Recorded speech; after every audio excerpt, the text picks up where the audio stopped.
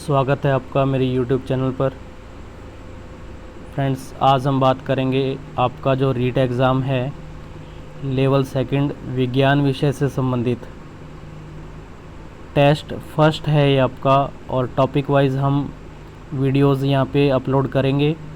आज का जो हमारा टॉपिक है सजीव एवं निर्जीव परिचय अंतर एवं लक्षण, ये आपका पात्रता परीक्षा और जो मेन एग्ज़ाम है रीट का, उन दोनों के लिए क्या है महत्वपूर्ण है, क्योंकि इस वीडियो में जो क्वेश्चंस हैं वो आरबीएससी और एनसीईआरटी पैटर्न पर आधारित हैं, जो कि बिल्कुल ऑथेंटिक है हमारे पास। ठीक है, और क्वेश्चन यहीं से आते हैं। आपने देखा भी होगा जो अभी एग्ज़ाम होके गया था रीट 2022, उसमें भी जो क्वेश्चंस आते हैं वो कहाँ से आए, आरबीएससी और एनसीईआरटी बुक में से आए थे।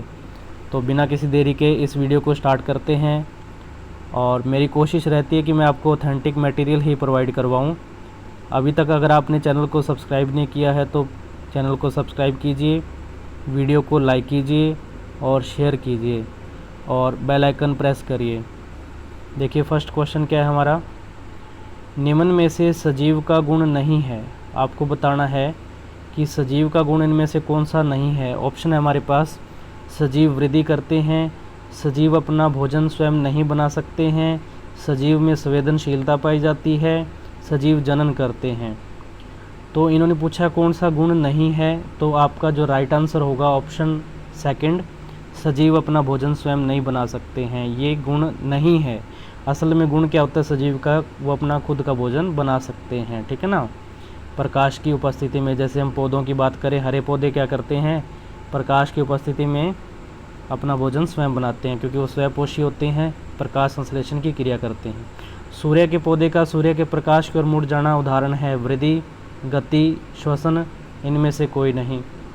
तो सेकंड जो इसका ऑप्शन है राइट रहेगा, गति। ठीक है ना, मोशन इसका हम इसका एग्जाम्पल मानते हैं कि जो सूरजमुखी का पौधा है सूर्य के प्रकाश की ओर मुड़ रहा है ना, तो ये किसका उदाहरण है, गति का उदाहरण है। सजीव व निर्जीव के बीच की योजक कड़ी है जीवाणु, विषाणु, कवक, प्रोटोजोआ। तो राइट आंसर आपका रहेगा विषाणु, वायरस। जंतु व पादप के बीच की योजक कड़ी है युगलिना, अमीबा, पैरामीशियम, क्लेमाइडोमोनास। तो पादप और जंतु के बीच की जो योजक कड़ी है युगलिना। ठीक है, राइट आंसर क्या होगा, ऑप्शन फर्स्ट, युगलिना। सजीवों की प्रजातियों के अस्तित्व को बनाए रखने के लिए आवश्यक है श्वसन, गति, प्रजनन, वृद्धि। तो क्या आवश्यक है भाई, प्रजनन, रिप्रोडक्शन जरूरी है। अगर संतति को आगे बढ़ाना होता है, अस्तित्व को बनाए रखना है, तो प्रजनन आवश्यक है। नेक्स्ट क्वेश्चन हमारे पास, शरीर में ऑक्सीजन द्वारा ग्लूकोज के विघटन से जैविक ऊर्जा का मुक्त होना कहलाता है पाचन, श्वसन, पाचन व श्वसन दोनों, इनमें से कोई नहीं। तो इसका एक ही आंसर है श्वसन। ठीक है ना, ग्लूकोज का विघटन होना क्या कहलाता है, श्वसन कहलाता है। किसकी उपस्थिति में, ऑक्सीजन की उपस्थिति में। इसे भोजन का या ग्लूकोज का ऑक्सीकरण भी कहा जाता है। सजीवों के लक्षण है स्वयं चलकर गति करना, भोजन करना, समय के साथ बढ़ना, उपयुक्त सभी। तो राइट आंसर रहेगा उपयुक्त सभी। ये सभी क्या हैं, सजीवों के लक्षण हैं। हरे पादप अपना भोजन स्वयं बनाते हैं, स्वयं नहीं बनाते हैं, प्रकाश की उपस्थिति में बनाते हैं। ए व सैद दोनों सत्य हैं। तो ए और सैद दोनों ही कथन क्या है, सत्य हैं। हरे पादप अपना भोजन स्वयं बनाते हैं और प्रकाश की उपस्थिति में बनाते हैं। सजीव संवेदनशील होते हैं, उद्दीपन के प्रति अनुक्रिया करते हैं, अपशिष्ट पदार्थों का उत्सर्जन करते हैं, उपयुक्त सभी। तो ये तीनों ही गुण होते हैं सजीवों के, इसलिए आंसर क्या होगा, उपरोक्त सभी होगा।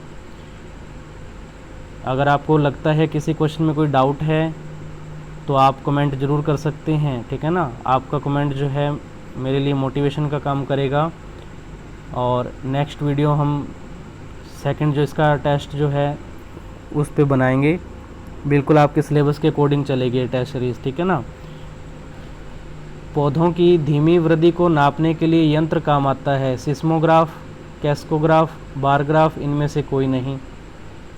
आंसर क्या होगा, कैस्कोग्राफ। निम्न में से एक अपशिष्ट पदार्थ है गोंद, फल, फूल, इनमें से कोई नहीं। तो जो गोंद है वो क्या है, एक अपशिष्ट पदार्थ है। श्वसन की क्रिया में ऑक्सीजन द्वारा विघटन होता है किसका? ग्लूकोज का, प्रोटीन का, विटामिन का या खनिज लवण का? तो श्वसन की क्रिया में ऑक्सीजन द्वारा ग्लूकोज का क्या होता है? विघटन होता है। आप अपना मूल्यांकन करके ज़रूर बताएं, ये जितने भी क्वेश्चंस हैं इनमें से आपके कितने राइट होते हैं मेरे को ज़रूर बताना। हरे पादप अपना भोजन स्वयं बनाते हैं, अतः यह है परजीवी, परपोषी, स्वपोषी, मृतोपजीवी। तो अगर ये अपना भोजन स्वयं बना रहे तो ये किस कैटेगरी में आएंगे? स्वपोषी, ठीक है ना, ऑटोट्रॉफ होते हैं ये। पादपों में वृद्धि, एक मिनट, पादपों में वृद्धि स्थानीयकृत होती है, विसरित होती है, दोनों प्रकार की, इनमें से कोई नहीं, तो ये होती है स्थानीयकृत। नेक्स्ट क्वेश्चन आपको कैसे लगे ये भी मेरे को ज़रूर बताएं। आपका फीडबैक मेरे लिए मोटिवेशन का काम करेगा। शोषण करते हैं केवल पादप, केवल जंतु, पादप और जंतु दोनों, इनमें से कोई नहीं, तो दोनों ही क्या हैं? शोषण करते हैं, ठीक है। हाँ, अपवाद वगैरह कुछ अलग बात है, जैसे विषाणु के ऊपर कई नियम इनमें से लागू नहीं होते, ठीक है ना। जब तक उसकी हम बात नहीं कर रहे तो ऑप्शन के अकॉर्डिंग आपको चूज़ करना होता है। प्रजनन से संबंधित असत्य कथन बताना है आपको। सजीव अपने समान संतति उत्पन्न नहीं करते हैं। जीवों में जनन एक महत्वपूर्ण लक्षण है। प्रजनन से सजीव प्रजातियों का अस्तित्व बना रहता है। जनन मुख्यतः दो प्रकार का होता है, लैंगिक और अलैंगिक। तो आपको कौन सा आंसर इसमें से राइट लगता है? असत्य कथन कौन सा है? फर्स्ट है। सजीव अपने समान संतति उत्पन्न नहीं करते हैं बल्कि करते हैं, ठीक है। ग्लूकोज के विघटन से निर्मुक्त ऊर्जा होती है, किस रूप में? एटीपी के रूप में, एनटीपी के रूप में, एडीएच के रूप में, या इनमें से कोई नहीं? तो एटीपी के रूप में, एडिनोसिन ट्राइफॉस्फेट जिसको हम कहते हैं। विषाणु मानव शरीर से बाहर सजीव अवस्था में होते हैं, गुणन करते हैं, अक्रियाशील होते हैं, अवैध दोनों सत्य हैं। तो ध्यान से इसका राइट आंसर आपको चूज़ करना है। विषाणु की बात हो रही है तो शरीर से बाहर ये कैसे होते हैं? निर्जीव होते हैं, लेकिन ये तो सजीव बता रहा है जो कि गलत हो गया। अगर ये निर्जीव होते शरीर से बाहर तो फिर ये गुणन कैसे कर लेंगे? तो इसका जो फाइनल आंसर आपके पास क्या होगा? केवल अक्रियाशील होते हैं। शरीर से बाहर विषाणु कैसे होते हैं? अक्रियाशील होते हैं। सजीव एक कोशिकीय हो सकते हैं, बहुकोशिकीय हो सकते हैं, कोशिका रहित होते हैं, अवैध दोनों सत्य हैं। तो भाई जो सजीव होते हैं वो एक कोशिकीय और बहुकोशिकीय ना, कोशिकीय संगठन के आधार पर जब हम बात करें तो ये दोनों प्रकार के होते हैं। कोई जीव एक कोशिकीय और कोई बहुकोशिकीय होते हैं ना। एक कोशिकीय जैसे अमीबा, जुगलिना, क्लेमाइडोमोनास, और बहुकोशिकीय जैसे मानव, है ना, जो बड़े जीव हैं वो इसमें आते हैं। निम्न में से सजीवता के स्पष्ट लक्षण है? कोशिका या कोशिकांगों का पाया जाना, जीव द्रव्य की उपस्थिति, उपापचय क्रिया, उपयुक्त सभी। तो ये सभी क्या है? सजीवता के स्पष्ट लक्षण हैं। वह निर्जीव जो पहले सजीव का भाग हुआ करता था। अब ये चार ऑप्शन जो वैसे तो निर्जीव के हैं, लेकिन इनमें से आपको ये बताना है कि पहले ये किस सजीव का भाग हुआ करते थे।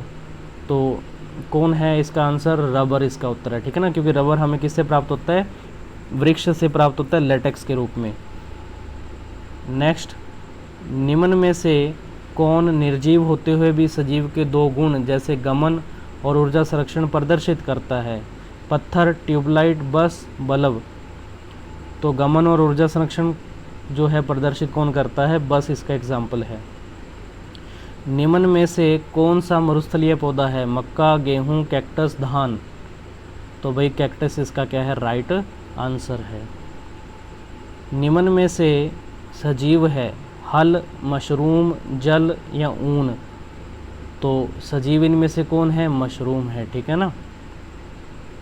तो ये थे आज के कुछ इंपॉर्टेंट क्वेश्चंस। फिर से आपसे रिक्वेस्ट है, अगर आपको वीडियो अच्छा लगा हो तो इसको लाइक कीजिए, शेयर कीजिए और चैनल को सब्सक्राइब कीजिए। ये हमारा फर्स्ट टॉपिक था, सजीव एवं निर्जीव, परिचय, अंतर एवं लक्षण। टेस्ट सेकंड हम नेक्स्ट टॉपिक पे बनाएंगे, बिल्कुल सीरीज़ वाइज चलेंगे हम इस वीडियो में। तो आज की वीडियो में इतना ही, और नेक्स्ट वीडियो में हम फिर से एक नए टॉपिक पे बात करेंगे। विज्ञान कंप्लीट करेंगे हम इस चैनल पर, ठीक है ना। आपका जो लेवल सेकंड है, पात्रता परीक्षा हो चाहे आपका मेन एग्ज़ाम हो, आपकी आरबीएस की और एनसीईआरटी पैटर्न पर जो क्वेश्चंस मेरे से बनेंगे मैं आपको सीक्वेंस में प्रोवाइड करवाने की कोशिश करूँगा। तो आप लगातार मेरे से जुड़े रहिए। इससे पहले मैंने कक्षा 11 की जो बायोलॉजी की जो बुक है उसके एमसीक्यूज़ जो चैप्टर के लास्ट में क्वेश्चन दिए होते हैं उनकी मैंने वीडियो बना रखी है, आप उसको भी ज़रूर देखें, क्योंकि अब लेवल बढ़ेगा। 2023 में जो आपका एग्ज़ाम होगा रीट का, उसमें देखो 11th-12th भी आपको रीड करनी पड़ेगी, ठीक है। और ये RBSE पैटर्न से रिलेटेड मैंने क्वेश्चंस बनाए हैं उसमें, तो आप उनको भी ज़रा ज़रूर देखिए। मिलते हैं नेक्स्ट वीडियो में, तब तक के लिए धन्यवाद।